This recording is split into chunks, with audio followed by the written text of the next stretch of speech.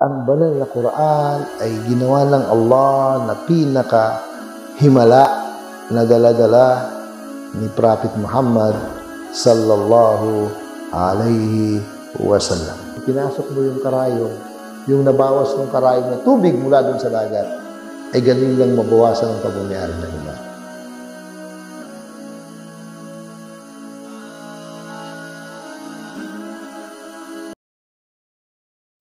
Bismillahirrahmanirrahim. Alhamdulillahi Rabbil Alamin. Wa nusalli wa nusallim ala al-mab'uthi rahmatan lil alamin. Nabiyyina Muhammadin wa ala alihi wa sahbihi ajma'in. Amma ba'du. Assalamu alaikum warahmatullahi wabarakatuh. Mga minamahal po namin ng mga kapatid at mga giliw namin na taga-subaybay, papasadaan po natin ng konti ang nabanggit na natin patungkol sa kung paano hinamon ng Allah subhanahu wa ta'ala ang tao at ang jin. Sabihin ng jin, mga kapatid, yung mga hindi nakikita na halos katulad din ng tao. Hinamon ng Allah subhanahu wa ta'ala, hinamon ng Allah sa pamamagitan ng banal na Quran na gumawa sila ng katulad ng Quran. Pagkatapos, hinamon sila ng Allah na gumawa ng kahit 10 kabanata lamang. Sabihin, 10 chapter, 10 surah, ay hindi pa rin nila nakayanan at wala pa rin nakagawa. Pagkatapos hinamon sila ng Allah subhanahu wa ta'ala ng pumili na lang, gumaya na lang ng katulad ng pinakamaliit na kabanata, pinakamaliit na sura ng banal na Quran. Hindi pa rin nila nakayanan. Samantalang yung hinamon ng Allah subhanahu wa ta'ala ng panahon na yaon, ang pinaka-eloquente, pinakamagaling sa wikang Arabic. Ang totoo kasi, mga kapatid, itong wikang Arabic, ang pinakamasaganang lingwahe sa lahat ng lingwahe. Allahu Akbar. Kaya yung mga Arabs noon na kung saan ang nasa kanila pa ang pinaka-eloquente, pinaka-pure, pinaka-malalim na wikang Arabic, pinaka-classical. Noong mga panahon na yon, mga kapatid, na kung saan hinamon sila ng Allah na magkaroon ng katulad man lang ng kahit pinakamalit na kabanata ng banal na Quran. Ang banal na Quran ay wikang Arabic. Ibig sabihin, kung tutuusin, ay kaya nilang gumawa ng katulad ng banal na Quran, pero bakit hindi nila nakayanan? Patunay na iba ang salita ng Allah, iba ang salita ng tao, although na ito ay Arabic. Allahu Akbar. Konting pasada lang, mga kapatid, sa pinaka-classical na Arabic. Ang pinaka-classical kasi na Arabic, mga kapatid, dito pinagsama ang Arabic ng Iraq at Sham. Ang Sham, pag sinabing Sham, ay Syria, Jordan, at saka Palestine, o Jerusalem. At saka Arabic ng South o Timog ng Arabia na Yemen.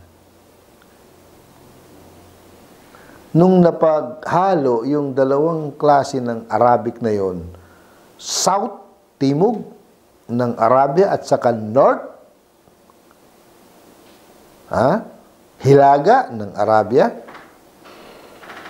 doon na buo ang pinaka-classical na saan nagtagpo sa Makkah al-Mukarramah, sa pinakasentro ng lugar ng mga Muslim.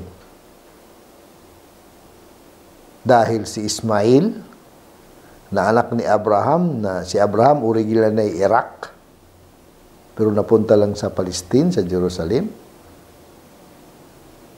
Nag-migrate siya doon. At anak niya si Ismail, na sila ay nagmamayari ng mga eloquente na wikang Arabic. Pagkatapos, ang Yemen ay ganun din, dahil si Ismail ay nakapag-asawa sa Jurhum, na ang Jurhum ay isang tribo sa Yemen, sa south ng Arabia, sa timog, kaya timog hilaga, timog at saka hilaga. Pinagtagpo sa gitna, at doon lumabas yung pinaka-pure, pinaka-classical na Arabic ng Quraysh, na doon nang galing si Prophet Muhammad sallallahu alaihi wasallam. Itong mga tao na ito na nasa kanila ng pinaka-classic na Arabic na lahat ng wika sa panahon na yaon ay naglaho. Naglaho lahat. Maliban sa wika ng Arabic na ito, dahil sa nanatili ang banal na Quran, hindi na dagdagan, hindi na bawasan. Allahu Akbar. Kaya yung mga tao na yun na pinaka-eloquente, pinaka-classical ang kanilang Arabic, ay ibinaba ng Allah ang banal na Quran sa kanilang wika. Ganun pa man ay walang sino man sa kanila ang nakayanan hamunin o harapin ang paghamon ng Allah sa pamagitan ng banal na Quran para magkaroon ng katulad ng Quran. At nanatili ang hamon na yaon mula noon hanggang ngayon. Allahu Akbar. Na kung saan walang sino man Arabo na nakayanan gumawa ng katulad ng banal na Quran, Arabic din.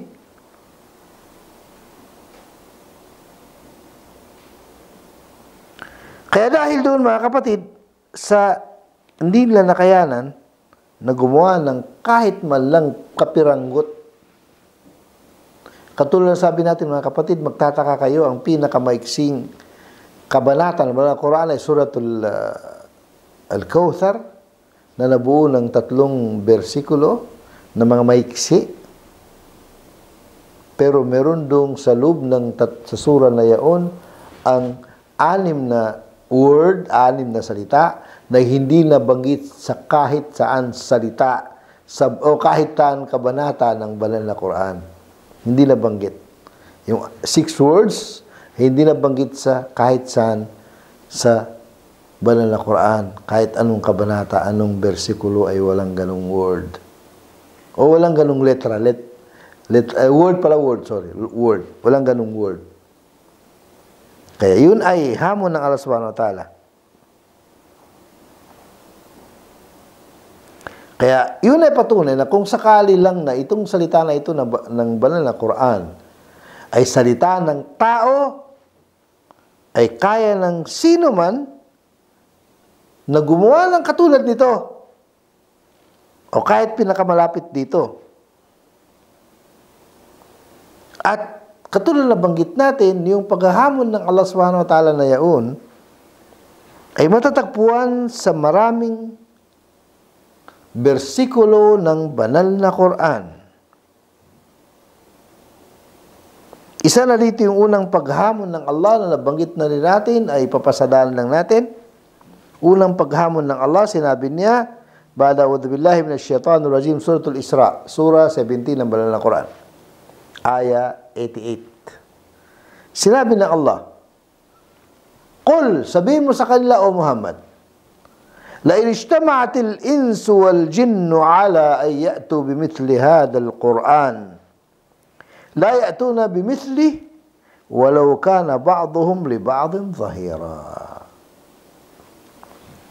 Sabihin mo o Muhammad, kahit magsama-sama pa ang maraming tao at maraming jin, magsama-sama silang lahat, kung kahit gaano sila karami, upang magtulong-tulungan, upang makapag-produce ng katulad ng banal na Quran. Kailanman hindi nila kayang gawin kahit magsama-sama pa silang lahat at magtulong-tulungan, wala silang kakayanan para ito'y gawin. Napakalino mga kapatid. Napakalino ng paghamon ng Allah subhanahu wa ta'ala na walang sino man na nakayanan harapin ang hamon na ito. Patunay na ang banal na Quran ay salita ng Allah subhanahu wa ta'ala na kung saan mu'ajiz, ibig sabihin matatag na walang sino man na kayang tapatan ang hamon na ito ng Allah subhanahu wa ta'ala. Allahu Akbar mga kapatid. Allahu Akbar.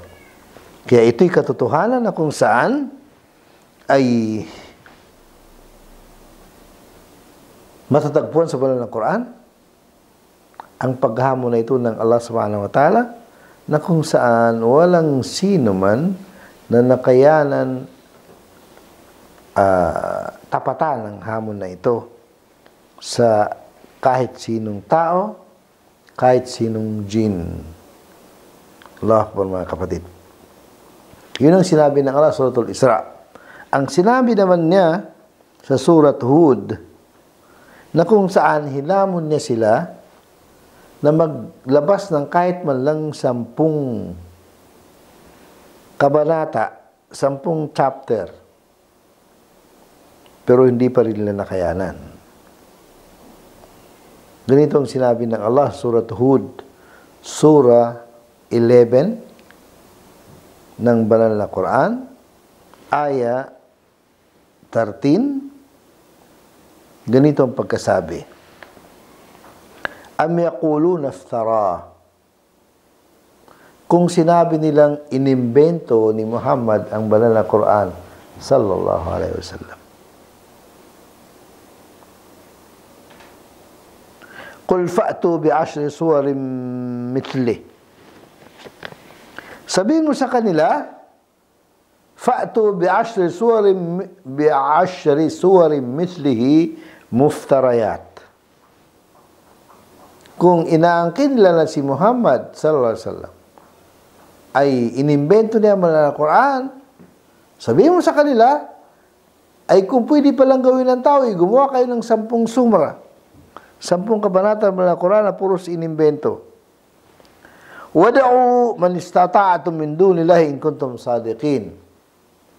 At hingan niyo ng tulong, humingi kayo ng manalangin kayo para makahingi ng tulong sa sino man ang kaya nyo o sino man ang kayang tumulong sa inyo na maliban sa Allah in kuntum sadiqin, kung kayo ay nagsasabi ng katotohanan. Allahu Akbar. Wala pa rin. Wala pa rin sino man na may kakayanan, na nagkaroon ng kakayanan para tapatan ng hamon na ito. Ayon sa Surat Hud. Pagkatapos noon, hinamon sila ng Allah subhanahu wa ta'ala na magkaroon ng kahit malang isang sura. Nakatulad sinabi ng Allah sa Suratul Baqarah. Anong sinabi ng Allah sa Suratul Baqarah? Wa in kuntum fi raybin mimma nazzalna. Wa in kuntum fi raybin mimma nazzalna ala abdina. Kung meron kayong pag-aalinlangan sa anuman ay pinahayag namin sa aming alipin. Ang tinutukoy dito sa alipin ay si Prophet Muhammad sallallahu alaihi wasallam. Fa'atu bi suratin min mithlih. Fa'atu bi suratin min mithlih. Gumawa kayo ng kahit isang sura man lang, isang kabanata na katulad ng kabanata ng banal na Quran. Wada'u syuhada'akum min dunillah. At tawagin ninyo ang sino man ang inyong testigo, inyong witness, maliban sa Allah. Wad'u syuhada'akum min dunillah in kuntum sadiqin. Kung kayo ay nagsasabi ng katotohanan. Qul in kuntum fi raybin mimma nazzalna ala abdina fa'tu bi surati min mithlih wad'u syuhada'akum min dunillahi in kuntum sadiqin. Wa in kuntum fi raybin mimma nazzalna, kung kayo ay may pag-alilangan sa aming ipinahayag sa aming alipin na si Prophet Muhammad sallallahu alaihi wasallam, ay gumawa kaya kayo ng isang sura man lang, isang kabanata na katulad ng Quran, at tawagin niyo ang sino man ang pwedeng tumistigo sa inyo o maaaring tumulong sa inyo. In kuntum sadiq, maliban sa Allah, in kuntum sadiqin, kung kayo nagsasabi ng totoo. Pero walang sino man ang nakaya na harapin ang hamon na ito. Diyan lang muna kayo mga kapatid, pagpatuloy po natin.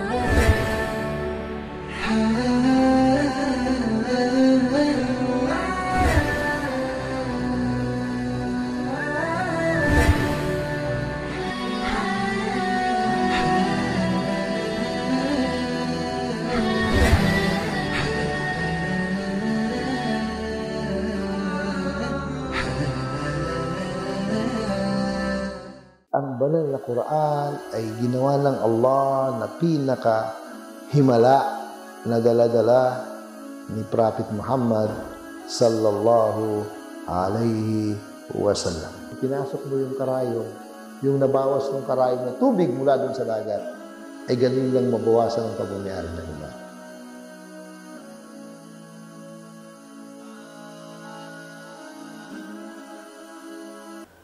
Ngayon mga kapatid, walang sino man, at hanggang sa katapusan, walang sino man na pwedeng tapatan ang hamon ng Allah subhanahu wa ta'ala ayon sa banal na Quran para gumawa ng katulad ng banal na Quran. Walang sino man. Yun ay sigurado at hamon yun na manatili. Hamon sa sino man ang nasa labas ng Islam na hindi naniniwala sa banal na Quran ay salita ng Allah. Yun ay totoo mga kapatid. Allahu Akbar. Ngayon, isa sa napakahalagang punto mga kapatid na bilang patunay na ang banal na Quran ay totoong salita ng Allah ay si Prophet Muhammad sallallahu alaihi wasallam sa umpisa ay ipinagbawal niya ang pagsusulat ng anuman maliban sa banal na Quran. Wala mo nang pwedeng isulat. Wala mo nang pwedeng isulat ang kanyang mga tagasunod maliban sa banal na Quran. Kaya pinagbawalan sila pansamantala na isulat ang kanyang mga salita. Ibig sabihin, yung mga salita ni Prophet Muhammad sallallahu alaihi wasallam nanggaling sa kanya ay hindi pwedeng isulat. Kaya ginawa ng mga sahaba, sinaulo na lang. Kasi hindi nila may sulat eh. Bawal muna. Pero pansamantala lang yun upang lumakas upang maging matatag ang kanyang mga tagasunod. Allahu Akbar. Upang maging matatag ang kanyang mga tagasunod sa pagsaulo ng banal na Quran. Upang maging matatag ang kanyang mga tagasunod para isaulo ang banal na Quran. Allahu Akbar. Para isaulo ang banal na Quran, at ganun din may sulat. Kaya nga ang kayang magsaulo sino man ay at least yung mga marunong sumulat, isusulat nila ano man ang ibinabang revelasyon. Yun ang sinasabi natin mga kapatid na nangyari na maraming pinagsulatan. Ngayon, at anong dahilan kung bakit ang propeta sallallahu alaihi wasallam unang-una para mas lalo lang may saulong Quran, kasi solong-solo nila ang banal na Quran, wala pang ibang aklat, para may solo nila at para may sulat nila. At sa pagsusulat nila ng banal na Quran para hindi may halo ang salita ng propeta sa salita ng Allah subhanahu wa ta'ala.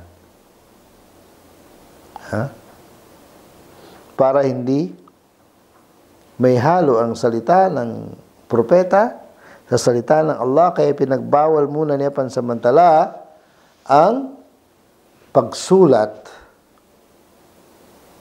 ng kaniyang mga salita. Allahu Akbar. Pinagwawal muna pansamantala ang pagsulat ng kaniyang salita para manatili ang banal na Quran na napangalagaan sa pamagitan ng pagsaulo ng kanyang mga tagasunod at pagsulat nito sa anuman ng pinagsulatan nila sa panahon na yaon, upang mapagalagaan na hindi madagdagan, hindi mabawasan. Napakahalagang punto mga kapatid, na kung saan Allahu Akbar, yun ang ipinag-utos ng propeta sallallahu alaihi wasallam. Ngayon mga kapatid, patungkol naman sa pagsaulo ng Quran, na nagpatunay rin na ito'y salita ng Allah dahil naisaulo ng mga maraming tao, samantalang ang ibang aklat ay hindi na isasaulo. Katulad ng sinabi natin na ang Allah subhanahu wa ta'ala ay ipinangako niya na pangalagaan niya ang banal na Quran siya mismo. Na katulad ng sinabi niya sa surat Al-Hijr, ba'da a'udhu billahi minash shaitanir rajim, inna nahnu nazzalna adh-dhikra wa inna lahu lahafidhun. Katunayan kami ang nagbaba ng paalalang ito, kami ang nagpahayag, wa inna lahu lahafidhun, at katunayan kami na rin ang mga ngalaga nito. Aya number 9 ng suratul Hijr, ika-15 na kabanata ng banal na Quran at bersikulo na ika-9. Sabi ni Ibn Jarir at-Tabari fi tafsirih, sinabi ni Ibn Jarir, si Ibn Jarir ang kauna-unang nakabuo ng paglilinaw, pagpapaliwanag sa banal na Quran. Ng kanyang aklat, hindi ko nakakamali, ay 15 volumes na mga malalaking volume. Ang kauna-unang nakabuo nito ay si Ibn Jarir at-Tabari, na tinawag na tafsir at-Tabari. Sa kanyang aklat, na kung hindi ko nakakamali, page 14, volume 8, dahil sa sinabi ng Allah na inna nahnu nazzalna dhikra wa inna lahu lahafidhun. Ano daw ang kahulugan nito? Na katunayan kami ang nagbaba ng babala o paalaala at kami na rin ang mga laga nito. قال وإنا للقرآن لحافظون من أن يراد fihi batilun ma laysa min. Ibig sabihin, sinabi ng Allah na aalagaan namin ang banal na Quran upang hindi mahaluan ang banal na Quran ng anuman ng hindi kabilang sa banal na Quran. Anuman ng wala sa katotohanan na wala sa banal na Quran ay hindi may halo dito. Yun ang unang-unang kahulugan na wa inna lahu lahafidhun.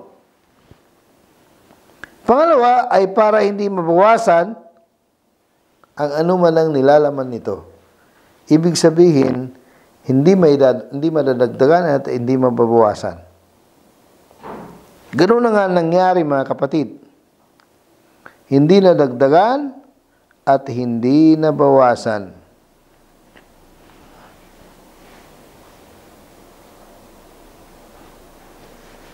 At isa rin sa napakatibay na katibayan mga kapatid. Napakatibay na katibayan ay kung paano ipinagkaloob ng Allah ang lahat ng paraan para maging madali ang pagsaulo nito. Ibinigay ng Allah subhanahu wa ta'ala ang lahat ng paraan para maging madali ang pagsasaulo nito. Na kung saan hindi maaari mangyari sa anumang aklat. Anumang aklat, kahit yung mga aklat na galing sa Allah, na yung mga inaangkil na ito galing sa Allah, hindi maaaring isaulo na katulad ng pagsaulo ng banal na Quran. Kaya ginawa ng Allah madali upang ito'y mapangalagaan sa mga puso, sa mga kalooban, sa mga dibdib ng mga tao.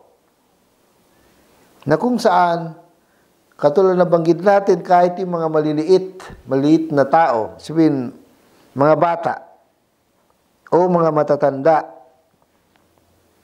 kahit ang mga mangmang sa kaalaman, sabihin, hindi nakapag-aral, at ganun din ang nakapag-aral, Arabo man siya o hindi siya Arabo, ay hindi ginawa ng Allah na ang pagiging madali ng pagsaulo ng Quran ay para lang sa ilang tao, kundi para sa lahat. Para sa lahat ng nagnanais na may saulo ang banal na Quran, ay binigyan sila ng Allah subhanahu wa ta'ala na ito ay may saulo nila.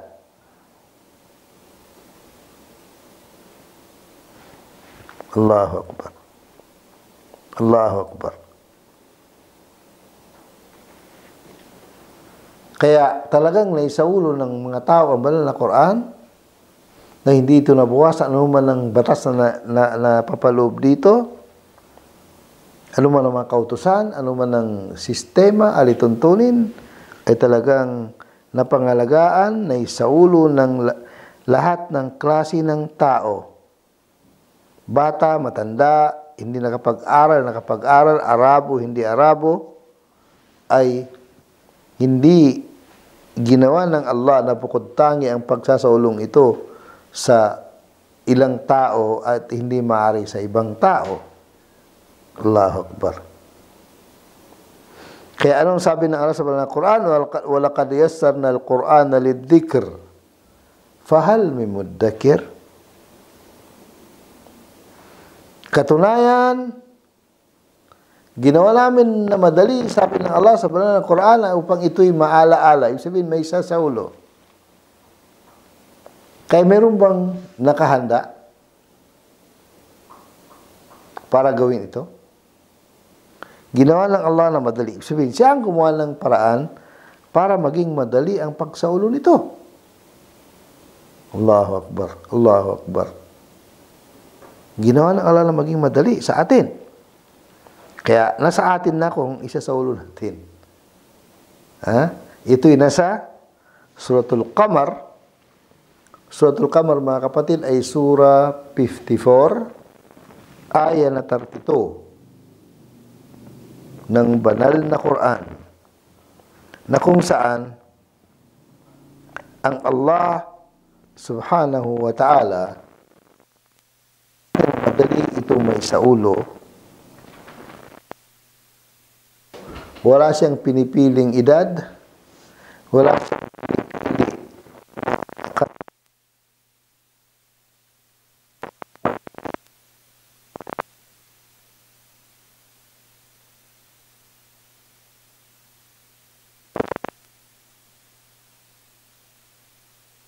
lang kung banda sa Africa.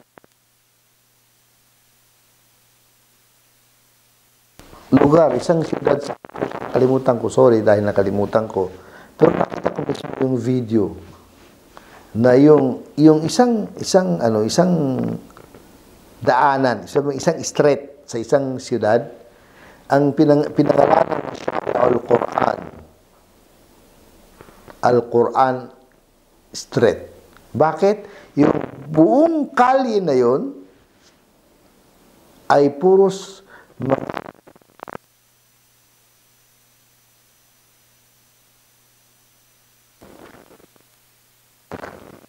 at yung pagkakasawala ng Quran ay paraan. Ha? Napakalumang paraan. Gumagawa sila ng